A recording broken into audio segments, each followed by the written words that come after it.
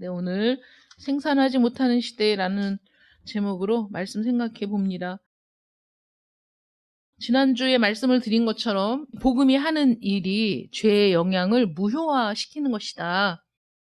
죄의 영향을 없애는 것이다 라는 말씀을 드렸는데 그 죄가 끼치는 영향이 얼마나 파괴적이고 얼마나 우리 영혼을 파멸의 길로 이끄는 것인가 우리가 생각하고 또 생각하고 깨닫고 또 깨달아도 부족한 게 그거거든요, 사실.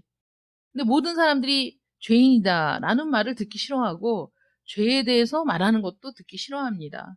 우리는 지금까지 우리가 살아온 인생을 돌아보면 우리의 잘못도 다른 사람의 핑계를 대기가 쉬웠고 또 어떤 일이 잘못되면 나의 잘못을 인정하기보다는 함께 했던 다른 사람들의 무능력 때문이고 그들이 칠칠치 못했기 때문이고 그들이 충분히 검토하지 않아서 일이 이 지경이 되었다라고 다른 사람을 향해서 비난의 화살을 돌릴 때가 더 많았죠. 우리 자신을 성찰하는 일이 사실 가장 어려운 일 같습니다. 내 모습이 어떤 모습인가를 내 눈으로 객관적으로 직시하는 것이 가장 어려운 일 같아요. 그래서 누구나 모든 사람이 자기 자신에 대한 평가가 객관적인 평가보다는 좀 높습니다. 아닌데요. 저는 언제나 제가 부족하다고 느끼며 살고 있는데요. 네, 사람이 자존감이 낮을 수도 있고 또 자기 자신에 대해서 자기 비하를 하는 사람도 있지만 100% 자기 비하 속에 사는 게 아니라 자기를 비하하면서도 또 다 교만이 있어요, 사람이. 다 교만해. 그래서 자기 비하를 하면서도 교만하고 자존감이 낮은 사람도 교만하고 가난한 사람도 교만하고 부자만 교만한 게 아니라 똑똑하고 잘난 사람들만 교만한 게 아니라 못 배워도 교만하고 가난해도 교만하고 다 교만하더라. 그래서 자기 자신의 실체를 보기를 사실 두려워하고 실체를 보게 돼도 인정하기가 어려운 거죠. 그래서 우리 스스로 죄인이라고 인정을 하기가 엄청나게 힘든 일입니다. 성령께서 우리의 모습을 딱 조명해 주실 때 그때 우리가 비로소 우리 자신이 어떤 존재인가를 깨닫게 되거든요. 하나님이 세상을 창조하실 때 빛이 있으라 하시면 빛이 있었고 그 말씀 전에 이 세상이 어떤 세상이었습니까? 혼돈하고 공허하고 어둡고 그런 땅이었어요. 거기에 하나님이 빛이 있으라 하시면 빛이 있었던 거거든요. 죄로 인해 어두워진 마음은 어둡다는 걸 인식을 못해. 자기가 어떤 상태에 있다는 걸 깨닫지 못해. 하나님의 빛이 그 마음에 비추어질 때만 자신이 어떤 존재인가를 알게 된다는 거예요. 그래서 그때야 비로소 그 죄가 얼마나 나를 강력하게 사로잡고 있었는지 내가 올바르게 사고하고 나는 참 경우에 바른 사람이고 나는 다른 사람들에게 손해를 끼치는 걸 싫어하는 사람이고 그래서 내가 생각하기에 나는 참 바르게 사는 것처럼 생각을 했는데 말씀의 빛이 내 심령을 비추고 나서 보니까 나 같은 죄인이 없다라고 깨닫고 통곡하게 되는 거거든요. 그래서 자기 자신이 정말 죄인이라는 사실을 깨달은 사람이 다른 사람도 불쌍히 여기는 거야. 사실 너나 나나 똑같거든. 하나님 앞에 그런 죄에 얽매여서 그 죄의 권세 아래 우리가 그런 상태인지도 깨닫지 못한 상태로 살아왔고 내가 이제 깨닫고 보니 그래서 다른 사람을 보니 저 사람들도 다 그렇게 살고 있는 사람들인 거지. 그래서 그 영혼을 불쌍히 여기고 긍휼히 여기는 마음이 생기게 되고 그러다 보니까 용서하게 되고 그러더라는 거죠. 그래서 그 죄의 영향, 그 파괴적인 영향이 인간의 영혼을 파멸시키는 것, 하나님의 형상을 훼손시키는 것, 그것뿐이 아니라 또 다른 영향이 있는데 우리의 삶을 파괴할 뿐만 아니라 우리의 삶을 황무지로 만든다는 거예요. 아무것도 생산하지 못하는 그런 땅처럼 만들어버려, 죄가. 뭐 엄청나게 풍요로운 시대에 살고 있죠. 정말 그 굶는 사람이 있을까 싶을 정도로 이런 세상에 살고 있는데 성경은 아니다. 죄악 가운데 있는 삶은 황무지와 같은 삶이다. 아무것도 생산하지 못하는 삶이다. 라고 말하고 있기 때문에 왜 하나님이 그렇게 말씀하시는지 우리가 생각을 해봐야 됩니다. 오늘 본문 말씀은 말 그대로 이스라엘 자손의 상태를 지금 보여주고 있는데 바벨론으로 이들이 끌려가면서 그 원래 이스라엘의 영토는 초토화됐고 무너졌고 사람이 거하지 않는 곳이 되었고 그래서 들짐승이 거주하는 곳으로 변해버렸다는 거죠. 누가 경작할 사람이 없어. 땅을 경작하지 못하고 일구거나 사용하는 일이 없는 정말 묵어버린 땅, 또 아무도 경작하지 않아서 황폐해진 그런 땅, 그러니까 소출도 나오지 않는 그런 땅이었습니다. 버려진 땅이죠. 죄가 불러오는 결과가 바로 그 모습이다라고 보여주는 거죠. 죄의 결과로 초래되는 것이 바로 버려진 이스라엘의 땅의 모습이라는 거예요. 그렇기 때문에 성경은 죄가 가볍고 단순한 것이라고 절대 말하지 않아요. 인간 속에 있는 것들 중에 우리가 생각하고 말하고 겪고 이런 모든 그 삶이 죄의 영향에서 벗어나는 것이 하나도 없어요. 모든 것이 죄의 영향 아래 있는 거야. 그러니까 얼마나 이 힘이 막강하겠습니까, 여러분? 벗어날래야 우리 힘으로는 벗어날 수도 없는 그 죄의 울타리 안에 우리가 갇혀 있는 셈인데 남자와 여자가 타락해서 죄에 빠진 그 일로 인해서 모든 정신, 모든 감정, 모든 의지에 영향을 끼쳤다는 거예요. 그러니까 하나님이 창조하신 그대로의 정신과 감정과 의지의 상태가 아닌 거죠.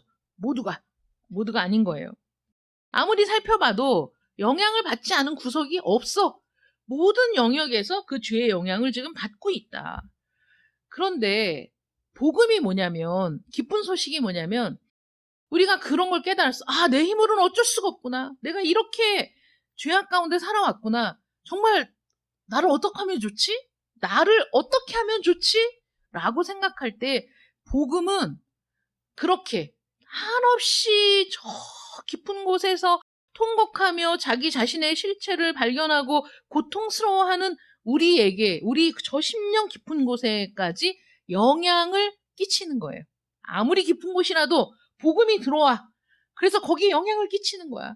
그게 복음의 능력이고 그 복음의 능력 때문에 내 영혼, 내 심령 깊이까지 복음이 영향을 끼친다는 것, 그 영향 때문에 우리가 새로운 길로 나아갈 수 있다는 것이 복음의 메시지죠.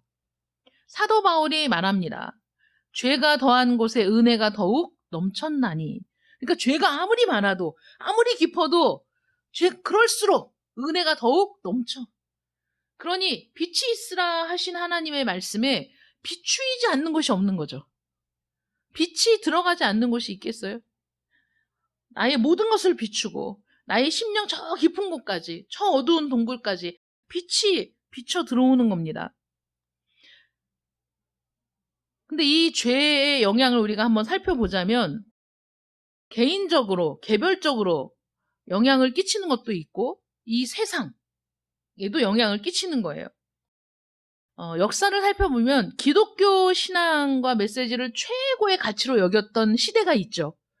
근데 그런 믿음의 시대들에는 굉장히 그 예술적으로도 많은 그 유산을 남기고 발전을 하고 뭐 그림이든 뭐 음악이든 문학이든 기독교 신앙이 메시지가 영향을 막 끼쳐가지고 새로운 창작의 욕구를 막 발현시켜서 너무나 놀라운 예술품들이 막 탄생하고 그런 그 문명의 중흥을 경험하는 그런 시대를 살았습니다.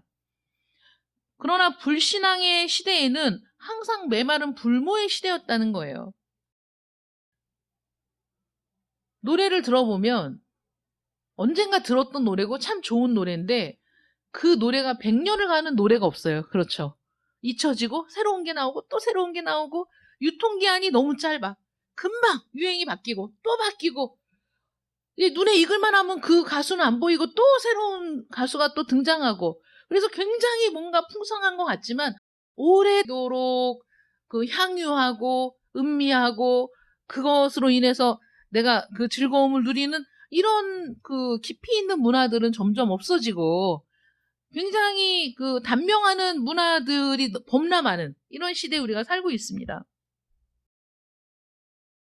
오늘 그 세상에서 가장 낙후된 나라들을 보면 기독교 신앙이 전파되지 않은 곳일 가능성이 훨씬 크죠. 왜냐하면 지금까지 보면 선교를 위해 기독교 신앙을 가지고 복음을 가지고 그 미지의 땅으로 오지의 땅으로 들어간 사람들이 대체로 그 복음을 들고 들어간 사람들이 하는 일이 그 지역에 학교를 세우고 병원을 세우고 그들을 가르치고, 그래서 그 지역이 그 교육 또 병원을 세워 또 그들을 돌보고 그들에게 복음을 전함으로 그 지역이 발전을 하게 되는 거예요. 우리나라도 마찬가지죠.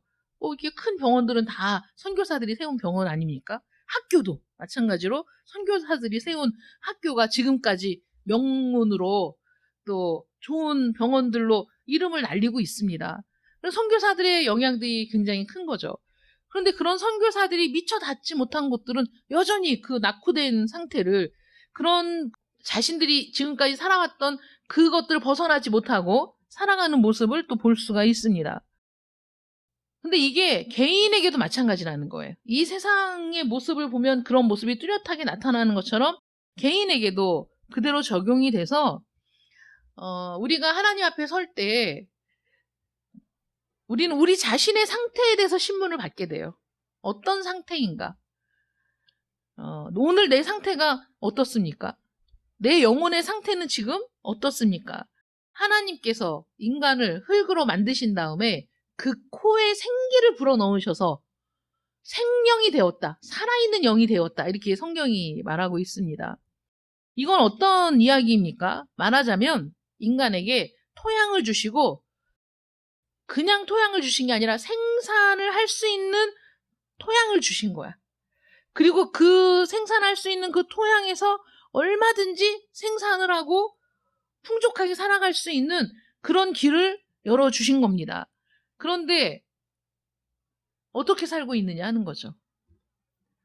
하나님께서 우리를 조사하신다면, 우리를 세세하게 살피신다면 우리는 얼마나 경작하고 생산하고 그것을 창고에 들이고 이런 삶을 살고 있느냐.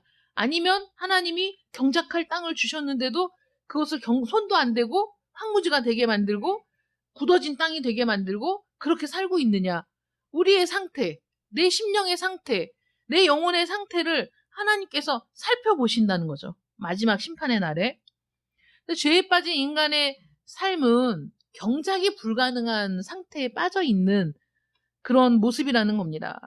그래서 죄가 있는 곳이 비생산적일 수밖에 없는 것, 그러니까 생산을 하지 못하는 상태라는 건 다시 말해서 무슨 얘기냐면 모든 기능이 제 기능을 발휘를 못하는 거예요. TV를 샀는데 기능이 여러 개가 있어. 근데 얘가 아무리 눌러도 그 기능이 안 되는 거야. 그럼 뭔가 이상이 있는 거잖아요. 뭐든지 마찬가지죠. 에어컨을 새로 설치했으면 내가 이거 기능을 누르면 송풍도 되고 냉방도 되고 막 돼야 되는데 얘는 원래 그런 기능이 탑재되어 있는 건데 아무리 눌러도 기능이 안 되는 거야. 그럼 그건 쓸 수가 없잖아요. 바꿔야지. 교체해야지. 그러니까 우리가 하나님께서 우리 안에 정말 놀라운 그 기능들을 다 탑재해 두셨다는 거예요. 그런데 죄에 가로막혀 있는 사람은 그 기능을 올바로 사용을 못해. 그래서 생산을 못하는 거야. 그래서 열매를 못 맺는 거야. 아무리 사람이 자기가 잘 사는 것 같아도 하나님의 눈으로 보면 제 기능을 발휘하지 못하고 사는 사람일 뿐이라는 거죠. 죄인들이. 그래서 우리의 죄는 영혼의 토양을 방치해. 상태가 어떤지도 모르고 살아. 자기 영혼의 상태가 어떤 상태인지도 모르고 사는 게 죄인들의 삶인 거예요. 관심이 없는 거지. 자기 영혼에. 이스라엘 땅은 경작할 사람이 없어서 소출을 내지 못합니다. 죄에 빠진 인간의 상태도 똑같습니다. 제 용도대로 사용을 못하는 거야. 하나님이 손을 주셨을 때는 이 손에 용도가 있어. 발을 주셨을 때는 발의 용도가 있고 눈을 주셨을 때는 눈의 용도가 있죠. 그런데 하나님이 주신 그 용도대로 기능대로 사용을 해야 사람이 건강하고 또 어떤 일들을 할 수 있는데 그거를 오용하면, 잘못 쓰면, 그러면 뭐 우리가 보기에도 이상한 거 아니겠어요? 손이 하는 일을 발휘할 수는 없고, 죄가 끼친 영향 때문에 용도대로 사용을 못해. 자기 안에 있는 능력을 끌어내지도 못해. 이런 상태. 예를 들어서 성에 대해서 얘기해 보자면, 이 세상이 성에 미쳐 있는 것 같죠? 애들이 왜 속옷만 입고 나와서 춤을 추고 노래를 하는지, 너무 예쁜 애들인데 옷을 보고 깜짝 놀랐잖아요? 속옷만 입고 나온 줄 알았어. 근데 그게 또 유행이야. 밖에도 또 그렇게 입고 다닌대. 애들이 또 그걸 보고 따라한다고 막 이렇게 얘기해요. 근데 그런 모습을 보고 다른 쪽에서 성적인 생각을 하면 그게 잘못된 거다 이렇게 비판하는 사람들도 있지만, 기본적으로 사람이 갖추고 살아야 할 어떤 도덕적인 개념이나 이런 것들도 지금은 다 없어졌기 때문에, 모든 것에 그런 성적인 이미지를 붙여야만 사람들의 시선을 끌고 이목을 끌고 매출이 올라가고 그런다는 거 아니에요? 성이 만연한 시대를 살아가고 있습니다. 그런데 성이라는 게 어떤 겁니까? 하나님께서 우리 안에 주신 본능이죠. 남자와 여자 안에 두신 기능입니다. 하나님이 생육하고 번성하여 땅에 충만하라 라고 우리에게 명령하실 때, 생육하고 번성하여 땅에 충만하도록 우리에게 본능으로 주신 기능인 거죠. 그래서 한 남자와 한 여자가 만나서 살아가면서 둘이 한 몸을 이룰 때 비로소 그 누구도 갈라놓을 수 없는 그런, 이 세상에 유일무이한 존재가 사실 부부라는 거거든요. 20년, 30년을 다 각자 자기의 삶을 살다가 어느 날 만나서 결혼을 했어. 그런데 20, 30년을 서로 얼굴도 모르고 뭐 떨어져서 각자 다른 상황에서 살다가 만나서 사는데, 만나서 부부가 된 이후에는 그 누구보다 가장 가까운 사이가 부부죠. 여러분 그렇지 않습니까? 가장 가까운 사이가 부부여야 해요. 그래서 내 아내 외에는 이 아내만큼 가까운 이성이 없어야 돼.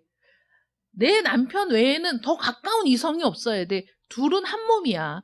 하나님이 그렇게 살도록 만드셨다는 거예요. 그래서 그 안에서 누리는 기쁨이고 그 안에서 기능하는 본능이어야 돼. 그런데 지금 세상은 그렇지 않다는 거예요. 왜냐하면 성을 목적으로 삼기 때문이에요. 이 성이라는 게 부부가 한 몸이 되는 수단이고 생육하고 번성하는 수단이야. 하나님이 우리에게, 부부에게 누릴 즐거움으로 주신 기능이야. 이걸 벗어나서 성 자체를 목적으로 삼으니까 성매매도 이루어지는 것이고 성이 상품화되는 것이고 이런 일들이 벌어지고 있다는 것이죠. 그러다 보니까 그 안에서 사람들이 즐기기만 하고 아이는 낳기 싫어, 이런 생각들로 흘러가는 거고, 그리고 결혼을 했지만 가정을 이루었지만 애인을 두는 것이고, 이래서 가정이 깨어지고 사회가 풍기가 문란해지고, 그리고 그 성이 목적이 되다 보니까 그로 인한 범죄가 뭐 이렇게 저렇게 파생되는 범죄가 굉장히 많아지는 거죠. 그런 상태이기 때문에 지금 뭐 결혼을 안 하는 청년들도 많지만 인구의 감소가 전 세계적으로 굉장히 지금 심각한 상태가 아닙니까? 인구가 줄어들면 문명도 무너지고 국가도 무너지는 겁니다. 그런 세상이 되었는데, 죄에 빠진 인간들은 그 성만 그렇게 기능을 바꾸어 버린 게 아니라 행복도 기쁨도 마찬가지라는 거예요. 여러분들의 인생의 목적이 기쁨입니까? 여러분들의 인생의 목적이 행복이에요? 우리는 그렇게 생각하죠. 행복하기 위해서, 즐겁기 위해서 사는 것이라고 생각하는 사람들도 많이 있습니다. 그런데 행복이 우리의 목적이 돼서는 안 돼요. 기쁨이 목적이 돼서는 안 돼요. 왜냐하면 기쁨이 목적이 되면 기쁨을 느끼기 위해서 우리는 모든 짓을 해. 모든 것이 허용되는 거야. 왜냐하면 기쁨이 목적이기 때문에. 행복이 목적이기 때문에 행복을 위해서, 나의 행복, 내가 행복하면 그만이지라는 말도 안 되는 궤변이 나오는 거라니까요. 하나님은 행복과 기쁨이 목적이 아니라고 말씀하세요. 인간의 목적이 뭡니까? 인간의 제일 되는 목적이 뭐죠? 하나님을 기뻐하고 영원토록 즐거워하는 것이 인간의 제일 되는 목적이에요. 하나님을 기뻐하고 영원토록 즐거워하면 행복이 그냥 오는 거야. 기쁨이 그냥 오는 거야. 하나님이 그렇게 우리를 만드셨거든요. 그런데 그것을 우리가 인정하지 않는 거지, 죄인들은. 그러니까 정말 중요한 목적을 잃어버리고 행복을 추구하고 살고 기쁨을 추구하고 살아. 그런데 그게 방향이 잘못됐기 때문에 세상에 있는 사람들이 행복을 추구하며 사는 게 뭐가 잘못된 거야? 기쁨을 추구하면서 사는 게 뭐가 잘못된 거야? 라고 얘기하는데 잘못된 거라는 거죠. 성경은 그거 잘못된 거야. 기쁨이 목적이 되어서는 안 돼. 행복이 목적이 되어서는 안 돼. 성이 목적이 되어서는 안 돼. 마찬가지라는 거죠. 우리가 성에 대해서 얘기하면 맞아 이렇게 얘기하다가 기쁨이 목적이 되면 안 돼요. 아이 그거는 아닌 것 같은데. 행복이 목적이 돼서는 안 됩니다. 아이 그거 아닌 것 같은데 이렇게 생각하지만 마찬가지라는 거예요. 행복으로서의 기능, 기쁨으로서의 기능, 성으로서의 기능은 그것이 내가 하나님과 함께하는 그 삶을 통해서 나의 모든 기능이 온전하게 이루어질 때 다 올바르게 사용되어지는 기능들인 거죠. 그래서 내가 하나님과 올바른 관계를 맺고 하나님을 기뻐하고 영원토록 그를 즐거워하는 그 하나님이 나에게 주신 그 본분을 찾고 회복하고 살아가면 우리의 삶에 기쁨이 충만하고 우리의 삶이 행복이 충만한 거야. 그 첫 번째 단추가 제대로 끼워지지 않았는데 어떻게 옷을 바르게 입을 수 있겠습니까? 그렇지 않습니까? 첫 단추를 바르게 끼워야 나머지 단추도 바르게 끼우는 거지. 뭐 위로부터 잠그든 밑에서부터 잠그든 마찬가지죠. 근데 첫 단추를 잘못 꿰면 다 단추를 깬 것 같아도 이상해지는 거 아닙니까? 하나님의 법에 순종할 때 행복은 부산물로 따라오는 거예요. 하나님은 행복을 목적으로 함께 우리를 만들지 않으셨다는 거예요. 노동은 뭡니까, 여러분? 노동? 빌 게이츠가 그런 말을 했어요. 이 AI 시대를 살아가면서 인공지능 로봇 막 개발되고 있지 않습니까? 요새는 식당에 가도 그 로봇이 와가지고 그릇도 수거하고 반찬도 갖다 주고 막 이런 세상을 사는데 업주들 얘기가 사람을 하나 쓰는 것보다 그게 뭐 2천만 원 가까이 된다 그래요? 돈이 들어도 그거를 하나 두는 게 편하다. 얘가 무슨 뭐 임금을 올려달라고 투쟁을 하기를 하나. 얘는 입력한 대로 그냥 일하는 거잖아. 초기 투자 비용이 있지만. 이런 세상을 살면서 사람들이 야 이러다 나중에 일자리가 없어지는 거 아니야? 고민하죠. 빌 게이츠가 그런 얘기를 했어요. 인간은 노동을 하기 위해 존재하는 것이 아니다. 이렇게 얘기를 했어요. 노동을 하기 위해 존재하는 것이 아니면 노동은 누가 해? 모든 것이 다 기계로 대체가 되면 인간은 어떻게 먹고 살아? 뭘로 먹고 살고? 그래서 나오는 말들이 일부러 팬데믹 상황을 일으켜서 인구수를 감소시키는 거 아니냐 이런 말들이 도는 것이 그런 여러 가지 맥락 속에서 나오는 그런 말들이지 않습니까? 노동을 기피합니다.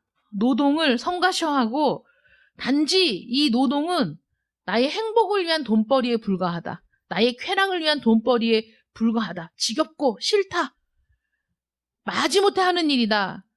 그래서 노동에 대해서 우리는 그 노동 자체를 폄하하고 될 수 있으면 하고 싶지 않은 것으로 우리가 생각하지만 그 노동 자체를 하나님께서는 신성하다라고 말씀하시는 거예요. 우리 아담이 처음에 해야 되는 일이 밭을 가는 일이었거든요. 에덴 동산에서 쫓겨나서 해야 되는 일이 밭을 가는 거야. 자기 자신을 가는 거지. 흙으로 지어진 존재가 흙을 가라. 이 노동을 통해서 자신을 들여다보고 깨닫게 되는 거예요. 흙을 갈고 농사를 지으면서 흙이 단단하고 뭉쳐있으면 파종을 할 수가 없잖아요. 얘를 도리깨로 두드려서 갈아서 그래서 뿌리를 내리기 쉬운 땅으로 만들어줘야 되잖아. 겨울을 지나고 나면 봄이 되면 밭부터 갈잖아요, 농부들이. 그 농사를 짓는 일에 인생이 담겨 있는 거야. 농사를 짓는 일에 우리의 삶이 담겨 있고 내 모습이 담겨 있는 거지. 그래서 농사를 지으면서 사람이 자신의 인생에 대해서 깨닫고 인생의 깊이를 더해갈 수 있는 거예요. 그리고 우리는 노동을 통해서도 즐거움을 누릴 수 있어야 돼요. 우리가 열심히 땀을 뻘뻘 흘리며 일을 하고 났을 때 만족감이 있잖아요. 일을 하기 싫지. 누구나. 왜 일을 하기 싫을까요? 우리 안에 있는 죄성 때문에 싫은 거지. 하나님이 밭을 갈라고 말씀하셨잖아요. 이마에서 땀을 흘려야 먹고 산다고 말씀하셨는데 그게 누구의 명령이에요? 하나님의 명령이잖아. 그러니까 사람이 듣기 싫은 거야. 일하기 싫은 거지. 애들도 일 시켜봐. 다 싫어한다니까? 일하기 싫어해. 그런데 일을 하면 보람이 있어. 그래서 정말 말 안 듣고 막 말썽만 부리고 하는 애들을 부모가 끌고 힘들게 자원봉사하는 데를 끌고 가서 거기서 자원봉사를 하게 하면 아이들이 많이 깨닫게 된다고 하더라고요. 힘들고 어려운 사람들을 도우면서 그게 막 짜증나고 화나고 막 하기 싫고 막 심통나고 입이 대빨 나와서 갔지만 하는 도중에 그 일이 주는 보람을 깨닫게 된다는 거지. 그런 경험을 통해서. 그러다 보니까 찾아서 자원봉사를 하게 되고 어려운 일이 생기면 뛰쳐나가서 하게 되고 제가 제일 궁금한 게 무슨 사고가 났다고 하면 이름도 없이 빛도 없이 뛰쳐나가서 거기 현장 가서 돕는 사람들이 의외로 많아요. 그 일을 통해서 자기가 얻는 게 더 많다고 생각하는 거야. 어떤 분이 힘들게 벌어서 계속 그 이름 없이 그 어려운 이웃을 위해 써달라고 돈을 쾌척하신 분이 있는데 나중에 이제 그분이 어떤 분인지 밝혀져갖고 인터뷰를 하러 갔어요. 어떻게 이렇게 이런 일을 이렇게 하실 수 있습니까? 정말 대단하십니다. 이렇게 얘기하니까 그분이 하는 얘기가 자기는 그런 말을 들을 수가 없다. 그 정도로 자기가 그런 일을 한 게 아니다.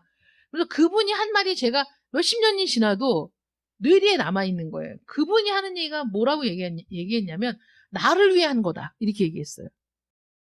내가 열심히 일을 해서 모아가지고 어려운 이웃을 위해 써달라고 이 돈을 내놓는 순간에 말할 수 없는 기쁨. 자기가 정말 인생을 제대로 살았다는 그 만족감. 그런 게 든다는 거예요. 그러니까 이게 칭찬받을 일이냐? 아니다. 나는 너무 이기적인 사람이라 나는 나를 위해서 하는 거지. 나는 이렇게 막 기자들이 와가지고 막 잘했다 이렇게 하는 거 원하는 게 아니다. 그분이 그렇게 말씀하셨거든요. 근데 그 심정이 그분이 무슨 말씀을 하시는지 이해가 돼요. 그걸 누가 뺏을 수 있어? 내가 힘들게 1년 동안 버는 돈을 기꺼이 어려운 이웃을 위해 내어놓을 때 내 마음으로 쏟아져 들어오는 그 기쁨과 만족, 그 보람. 내가 이 1년을 헛되이 살지 않았다. 그리고 내가 무엇인가 의미 있는 일을 했다는 자기 그 만족감이 얼마나 큰지 그걸 한번 맛보고 나니까 이걸 멈출 수가 없어. 해마다 하시는 거야, 그분은. 일이라는 게, 노동이라는 게 힘들고 어렵고 귀찮고 하기 싫고 억지로 먹기 살기 위해서 해야 되고 내가 이거 여행 가려면 억지로 일해야 되고 뭘 하려면 억지로 해야 되는 그런 게 아니라 하나님은 그 노동이라는 것을 통해서 우리가 그 노동을 통해서도 기쁨을 누리고 그 노동을 통해서도 우리가 그런 보람을 느끼고 나의 시간을, 인생을 허비하지 않고 내가 열심히 사는 거 아닙니까? 그 노동하기 싫어서 빈둥빈둥 놀고 있는 사람들은 그런 만족을 절대 못 느낄 거야. 응? 많은 아버지들이, 남편들이 밖에서 열심히 일을 하고 자기는 정말 그 아메리카노 그거 한 잔도 싼 데 가서 한 잔 마시고 그러면서 자기가 버는 돈을 기꺼이 아내에게 주는 거지. 근데 그게 너무 아깝고 너무 주기 싫고 아주 그냥 마지못해서 주는 거라면 평생을 어떻게 월급을 주고 살겠어. 근데 그게 보람이거든. 자기 자식을 키워내는 또 자기 가정을 이루는 일에 대한 보람과 기쁨이기 때문에 기꺼이 자신의 인생을 그렇게 주는 거죠. 그래서 어떤 아버지든 존경받을 만한 아버지들인 거야. 자신의 인생을 갈아서 자신의 인생을 기경해서 밭을 갈아서 그래서 그것을 기쁨으로 가족들에게 제공을 하거든요. 마지막까지. 그래서 열심히 일하고 은퇴하신 분들은 가족들이 정말 품에 안아주고 존경해줘야 돼. 그런 게 노동인 거야. 근데 지금은 그 노동을 멸시하잖아. 노동으로 열심히 일해서 돈을 버는 일에 대해서 사람들이 회의를 갖잖아. 일확천금을 꿈꾸고 다른 일을 통해서 돈을 벌 수만 있다면 기꺼이 그런 일을 선택하지 노동을 하려고 하지 않는 이 세상 아닙니까? 그런 것들도 이 노동이 갖고 있는 노동 자체의 어떤 위대함과 그 고귀함을 생각하지 못하고 하나님께서 주신 그 의미를 발견하지 못하는 사람들이 그렇게 노동을 천시한다는 거죠. 그래서 노동을 어떤 그 수단으로만 생각하는 거야. 내가 어떤 걸 누리기 위한 이건 수단이기 때문에 지겨워도 하는 거야. 힘들어도 그냥 마지못해 하는 거야. 그러니까 사람들이 자기가 하는 일에 대해서 자부심을 갖지 못하는 거죠. 청소부로 일을 하시는 분이 그 일을 할 수 있는 것에 감사하잖아요. 이 일이라도 할 수 있는 게 감사합니다. 내가 열심히 일해서 청소하는 일이라도 열심히 일해서 내가 내 자식들 가르칠 수 있으니 감사하다. 내가 무슨 일을 하든지 열심히 일해서 내 가족이 배불리 먹을 수 있으면 나는 너무 감사하다. 이렇게 얘기하시는 분들이 우리 부모님 세대는 대부분 다 그러셨죠. 무슨 일이든지 주어지는 일들을 감당해 오신 분들이 이 나라를 사실 여기까지 이끌고 오신 거 아니겠습니까? 술은 또 어떻습니까? 술을 먹으면 피로가 어느 정도 회복이 되고 사람이 더 뭔가 신이 나서 일을 할 것처럼 여겨지지만 술은 자극제가 아니고 마비제입니다. 중추신경을 마비시켜서 그래서 원초적인 요소들이 그냥 제어 없이 튀어나오게 만드는 그러나 정작 자신이 갖추어야 할 기능들을 그 마비시키는 그런 기능을 갖고 있기 때문에 술을 마시면 판단력을 잃어버리고 술을 잃으면 균형 감각을 잃어버리는 거죠. 그런데도 얼마나 드라마나 영화를 보면 술 마시는 장면이 많이 나오는지 멋있게 술 마시고 멋있게 담배 피우고 그래서 아이들이 술 마시는 게 어떤 건가 궁금해서 해보고 싶고 담배 피우는 게 어떤 건가 궁금해서 해보고 싶고 그래봤자 술 마시는 게 뭐 멋있어. 응? 담배 피우는 게 뭐가 멋있어. 술 마시고 괜히 사고 쳐가지고 잘 나가다가 인생 말아먹은 사람이 한둘인가. 그런데도 여전히 끊임없이 가장 비싼 광고가 술 광고, 담배 광고 아니겠습니까? 네. 그런 세상에서 우리가 살고 있는데 이렇게 죄라는 것이 원래의 기능, 순기능을 역기능으로 바꿔버리고 우리의 그 바르게 판단하고 볼 수 있는 모든 것들을 차단하면서 그 죄의 굴레 아래에 우리를 묶어두는데 여기에서 우리가 볼 수 있는 게 죄의 영향이 항상 경작되지 못한 모습으로 나타난다는 거예요. 여러분 경작되지 않은 땅이 스스로 그 아름다운 밭의 모습을 만들 수 있습니까? 사람이 손을 안 대. 내버려둬. 그럼 그 땅이 아름다운 모습으로 지가 스스로 막 그 채소를 내고 곡식을 내고 이런 땅으로 유지가 됩니까? 절대 유지가 안 되죠. 금방 쓸모없는 땅으로 바뀌기가 쉽습니다. 땅을 그냥 내버려 두면. 사람이 그 죄의 영향 아래 있는 사람은 그렇게 경작되지 않은 모습과 같아요. 이스라엘 사람들이 다 포로로 끌려가고 죽고 남아있는 황폐해진 이스라엘 땅과 같은 그런 모습으로 나타난다는 거예요. 그래서 소출이 없어요. 누구 생산하는 사람이 없잖아. 밭 가는 사람이 없잖아. 그래서 소출이 없는 거예요. 너희가 그때 무슨 열매를 얻었느냐? 이제는 너희가 그 일을 부끄러워하나니 이는 그 마지막이 사망임이라. 너희가 무슨 열매를 얻었어? 하나님의 심판대 앞에 섰을 때에야 자신의 열매 없는 삶을 부끄러워한다니까. 그런데 그 마지막이 사망이야. 쏜살같이 우리의 인생이 지나가고 내가 예측하지 못한 시간에 하나님 앞에 서게 되는데 그때 자신의 지나간 일을 부끄러워해봤자 소용이 없는 거죠. 의미가 없는 거예요. 무덤을 기쁘게 맞을 소망도 없이 죽음을 맞이하게 되는 것이죠. 여러분의 인생에 곡간이 있습니까? 소출이 있습니까? 얼마나 여러분들이 열심히 일한 그 결과물을 창고에 보관하고 있습니까? 여러분의 창고는 가득 찼습니까?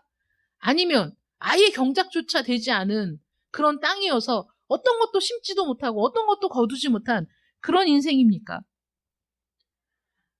경작되지 못한 이스라엘 땅은 소출이 나올 뿐만 아니라 더 심각한 문제가 있어요. 잡초가 무성해진다는 거예요. 땅을 그냥 냅두면 얘가 그냥 땅으로 있지 않아. 여러분. 이해가 되세요? 땅을 그냥 내버려 두면 땅 그 자체로 보존되지 않아. 금방 잡초가 우거지는 거죠. 그래서 그 땅을 개간하려면 어떻게 해야 됩니까? 그 땅에 다시 파종을 하려면 어떻게 해야 돼요? 잡초를 다 뽑아내야 되죠. 그리고 그 땅을 그대로 내버려 두면 땅에 독소가 쌓인다네요. 그래서 그 땅을 비옥한 땅으로 만들기 위해서는 배수로를 만들어서 독소를 다 빼내야 된대. 그리고 땅을 또 다 갈아엎어야지. 그리고 나서 파종을 하는 거야. 여러분들의 심령이 그거와 똑같다는 거예요. 아무도 돌보지 않고 아무도 기경하지 않고 그냥 죄에 얽매여서 살아온 인간의 영혼은 그렇게 온갖 잡초가 수북한 메마르고 딱딱한 땅과 똑같아. 그런데 어떻게 여러분들은 그 사실을 깨닫지도 못하고 자기는 잘 살고 있는 거로 착각하고 있는데 누가 그걸 깨닫게 해주겠어요? 하나님의 복음이 그 사람에게 들어가면 자신의 모습을 깨닫게 되고 그리고 하나님이 우리를 위해 보내주신 예수 그리스도께서 십자가에 달리셨잖아요. 우리의 독성을 빼내기 위해서 우리 안에 있는 죄를 빼내기 위해서 예수님이 십자가에 달려 죽으셨잖아. 사람들이 죄를 지으면 고통을 받게 돼요. 고통의 그 죄의 대가를 받게 됩니다. 죄는 다른 사람들에게도 고통을 전가해요. 여러분, 무능력하고 절망적인 술 주정뱅이의 아내가 행복하겠습니까? 자식들이 행복하겠습니까? 한 사람이 술 주정뱅이로 자신의 인생을 포기하면 가족들이 불행해지는 거죠. 부부가 이혼하면 그 자녀가 불행해지죠. 가정이 깨어지면 그 가족 구성원들이 다 피해를 입고 고통을 겪게 되는 겁니다. 무고한 아이들이 고통을 받는 거죠. 죄에서 나오는 거는 잡초밖에 없는 거예요. 거짓말, 부정직함 이런 것들만 수북하게 있는 거야. 그러니까 얼마나 그거를 개간하기가 기경하기가 어렵겠어요. 우리는 불가능하지. 근데 구원의 메시지를 주시잖아. 전에는 지나가는 자의 눈에 황폐하게 보이던 그 황폐한 땅이 장차 경작이 될지라. 사람이 이르기를 이 땅이 황폐하더니 이제는 에덴 동산같이 되었고 그렇게 만들기 위해서 예수님이 오셨다는 거예요. 황폐해진 여러분들의 영혼이 비옥한 땅으로 바뀌고 에덴 동산같이 바뀌게 하시려고 예수님을 보내주셨다는 거죠. 예수님이 죽으시고 부활하심으로 그 일을 여러분들의 영혼에 적용을 시켜주는 거야. 그래서 예수님이 죽으신 것처럼 여러분들도 죄에 대해서 죽고 예수님이 살아나신 것처럼 여러분들도 의에 대해서 살아나서 여러분들 안에 있는 황폐했던 땅이 잡초로 우거진 그 땅들이 다시 생산을 하는 땅으로 바뀌게 된다는 거죠.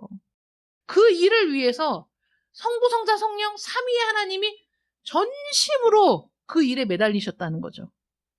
예수님은 우리의 죄를 위해 죽으시고 우리를 다시 살리기 위해 부활하시고 채찍에 맞으심으로 우리의 모든 흉터와 고통과 통증과 상처와 이런 것들을 치유하시고 우리 안에 있는 독소를 다 빼내시고 그리고 성령께서 우리의 심령의 밭을 갈아엎으시는 거지. 다 갈아엎어서 모든 잡초를 뽑아내고 모든 돌을 골라내고 그래서 이제는 말씀이 떨어지면 열매를 맺는 땅으로 바꾸어주는 것도 하나님이 하시는 일이라는 거죠. 우리가 할 수 있는 일이 아니라 하나님이 하시는 일이야. 가시덤불과 엉겅퀴를 다 제거하시고 죄의 독성을 다 빼내시고 우리의 죄를 다 제거하시고 성령은 모든 잡초와 쓰레기를 또 다 치워주시고 그리고 나서 퇴비를 주는 거죠. 그 땅이 힘을 얻어야 되잖아. 그래야 열매를 맺잖아요. 그 퇴비가 뭡니까? 비료가 뭡니까?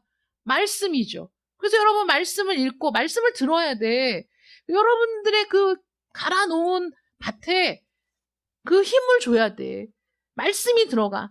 율법이 하나님의 서신이 들어가서 그 땅의 힘이 풍성해지고 그래서 말씀이 떨어질 때마다 거기에서 싹이 나고 30배, 60배, 100배로 결실하는 여러분들의 심령 되시기를 축원합니다. 그래 결실해야 돼요. 그래야지 사람이 달라지는 거라니까. 이 세상에 있는 방법으로는 사람이 달라질 수가 없어요. 내 마음이, 내 영혼이 그렇게 바뀌어야 돼. 여전히 황폐한데 어떻게 바뀌겠어. 여전히 지금 온갖 잡초로 그득한데 무슨 다른 생각이 나겠어. 다 뽑혀야지. 다 기경이 돼야지 그게. 성령이 오셔서 다 치우고 태워주셔야지. 그리고 말씀이 들어와야지. 여러분 말씀이 안 들어갈 때는 내 심령에 문제가 있는 거라니까. 말씀이 들어가야 돼. 말씀을 들을 때 그 말씀이 내 심령에 부딪혀야 돼요. 말씀을 아멘으로 받는 것도 중요하지만 말씀을 들을 때 내 안에서 부딪히는 것도 좋은 반응인 거야. 왜 부딪히냐면 여전히 나라는 자아가 살아있거든. 근데 하나님의 말씀이 부딪혀오면 아담에게 야 너는 이제부터 밭을 갈고 씨를 뿌리고 네 이마에서 땀방울을 줄줄 흘려야지 너 먹고 살 수 있어 라고 말씀하신 게 인간들은 듣기 싫은 말이었잖아요. 그러나 그렇게 살아야 복이 있는 거거든. 하나님의 말씀이 부딪혀올 때 내 안에 있는 자아가 말씀을 대적한다니까. 듣기 싫고 이해하기도 어렵고 받아들이기도 싫고 그런 마음이 들 때가 있습니까 없습니까? 있잖아요. 있어. 그런 게 없을 순 없지. 왜냐면 우리가 인간이니까. 그런데 그런 과정을 통해서 내가 그러면 이게 걸리적거리니까 내가 신경이 쓰이고 계속 고민이 되거든. 생각하는 거야 자꾸. 하나님이 그런 시간을 통해서 자꾸 생각하게 만드시는 거야. 진짜 기분 나쁘네. 왜 목사님이 저런 얘기하지? 진짜 저런 얘기 안 하면 좋겠어. 내 안에 뭐가 있는 거예요? 돌이 박혀 있는 거지. 그러니까 자꾸 부딪히는 거야. 그런데 부딪히면서 씨름하면서 고민하면서 어느 순간에 그 말씀이 어떤 것인지를 깨닫게 되는 순간이 있는 거예요. 그 순간에 성령께서 일하시는 거죠. 내 안에 있는 돌이 휙 바깥으로 뽑아져 나가는 거야. 쓰레기가 뽑아져 나가는 거야. 내 마음이 기경되는 거죠. 여러분 묵은 땅을 가는 게 쉬운 일입니까? 얼마나 힘들어요. 한겨울 지나고 봄에 밭가를 내봐. 저는 안 해봤지만 상상은 가죠. 그래서 옛날 어른들이 소에다가 그거 쟁기 해가지고 쭉 가는 게 사람이 하기가 힘드니까 그렇게 한 거 아니겠어요? 여러분들의 마음을 가는 건 쉬운 일인 것 같아? 얼마나 굳어 있는데, 얼마나 아집으로 뭉쳐 있는데, 얼마나 교만으로 딱딱해져 있는데. 그러니까 말씀이 성령께서 그 말씀을 통해 일하실 때는 괴롭고 힘들고 아프지. 그런데 그런 씨름을 통해서 돌 하나가 뽑혀나가고 또 그런 씨름을 통해서 엉겅퀴가 뽑혀나가고 가시덤불이 뽑혀나가고 성령께서 하시면서 내 마음이 바르게 기경이 되는 거예요. 그러니까 그런 갈등도 성령이 일하시는구나 라고 생각하시길 바랍니다. 어떤 고통도 성령께서 지금 내 안에서 일하고 계시는구나 라고 여러분 받아들이세요. 그래서 고민하세요. 씨름하세요. 화도 내시고 하나님 앞에 고통스럽다고 부르짖고 힘들다고 울부짖으세요. 그러나 그런 씨름을 통해서 여러분들은 성령의 사람으로 바뀌어가는 거예요. 하나님이 함께 하시는 사람으로 바뀌어가는 거예요. 이 내 심령이 온전히 기경이 될 때, 그때에 여러분들에게 놀라운 구원의 역사가 실제적으로 드러나게 되는 거죠. 하나님은 이렇게 일하셨습니다. 지금도 이렇게 일하고 계시고 앞으로도 이렇게 일하시는 거예요. 교회에는 구원받는 자들이 점점 늘어나는 거예요. 교회에는 그래서 하나님의 은혜로, 성령의 은혜로 기경돼서 그 말씀을 통해 열매 맺는 자들로 자꾸 변화가 되는 거예요. 그게 일어나는 것이 교회입니다. 그래서 교회로 모여야 되는 거죠. 누가 그런다고 하더라고. 왜 꼭 교회를 가야 되느냐? 집에서 내가 성경 읽고 기도하면 되지. 그게 안 된다니까. 하나님이 교회라는 공동체를 통해서 서로 부딪히고 마음도 안 맞고 생각도 틀리고 그래서 다툼도 있고 그런 많은 사람들이 모여. 왜 그게 필요해? 그것이 성령이 우리를 갈아엎어 기경하는 방법이 되거든. 그래서 함께 성장해 나가는 거야, 교회가. 그래서 교회라는 공동체를 하나님이 너무 귀하게 여기시고 이 교회를 통해 하나님이 일하시거든요. 교회가 중요한 거지. 오늘 말씀을 잘 생각해 보시면서 여러분들의 삶이, 여러분들의 영혼이 지금 어떤 상태인지, 여러분들의 영혼의 토양은 지금 어떤 상태인지, 황폐해진 땅인지, 굳어서 이게 내리쳐도 깨어지지 않는 그런 땅인지 여러분 생각해 보셔야 돼요. 나이와 상관이 없습니다. 나이와 상관없이 얼마든지 열매 맺을 수 있는 거예요. 여러분들에겐 열매가 있습니까? 하나님 앞에 자랑할 것이 있습니까? 하나님이 여러분들에게 원하시는 열매는 성령의 열매야. 오직 성령의 열매. 사랑과 희락과 화평과 충성과 온유와 오래 참음과 자비와 양성과 절제. 자신의 상태를 깨닫고 고백하고 내가 정말 쓸모없고 황폐하고 메마른 불모지였습니다. 하나님, 내 영혼이. 이제 내 영혼을 기경하여 주십시오. 갈아엎어 주십시오. 하나님의 말씀이 떨어져 열매 맺는 영혼이 되게 해 주십시오. 간구하는 여러분들 되시기를 축원합니다.